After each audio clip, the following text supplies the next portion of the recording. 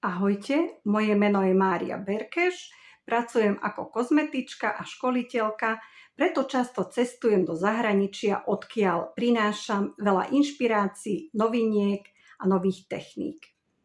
Kozmetický priemysel je jedným z najdynamickejšie sa rozvíjajúcich priemyslov na svete.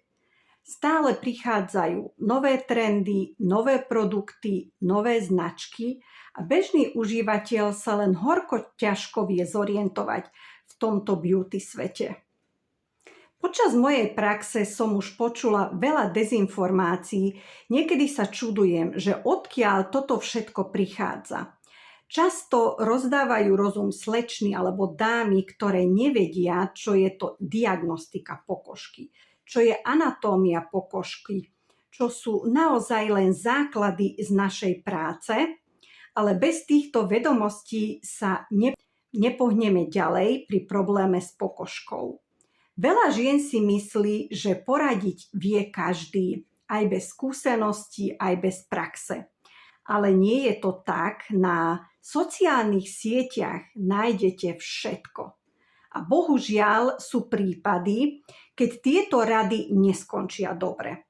A ja som už mala také prípady, že som bola zhrozená a klientkám bolo až do plaču, že ako si poškodili svoju pokožku.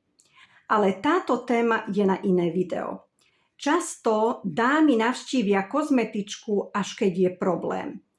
A v tom prípade oveľa dlhšie trvá dať dokopy poškodenú pokožku. My ženy, ale aj muži, sme nastavení tak, že hľadáme skratky, ktoré nie sú podložené praxou, vzdelaním, odbornosťou a preto nie sú z dlhodobého hľadiska účinné a ani zdravé.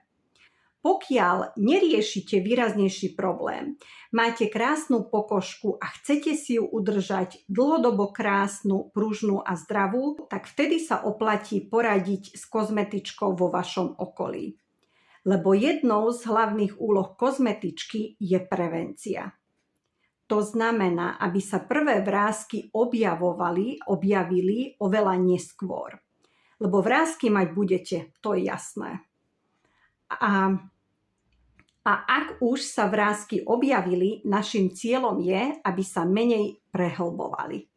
Kozmetička vám vie poradiť nielen čo sa týka starostlivosti o pokožku, ale okrem toho, čo všetko do tej starostlivosti treba zahrnúť, aby ste mali čo najlepší efekt.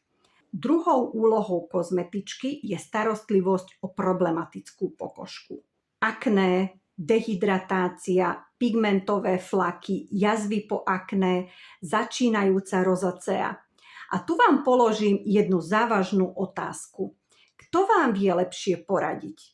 Internet, sociálne siete alebo odborník, kozmetička, ktorý sa stretáva dennodenne s klientkami, ktorý dennodenne rieši takéto problémy.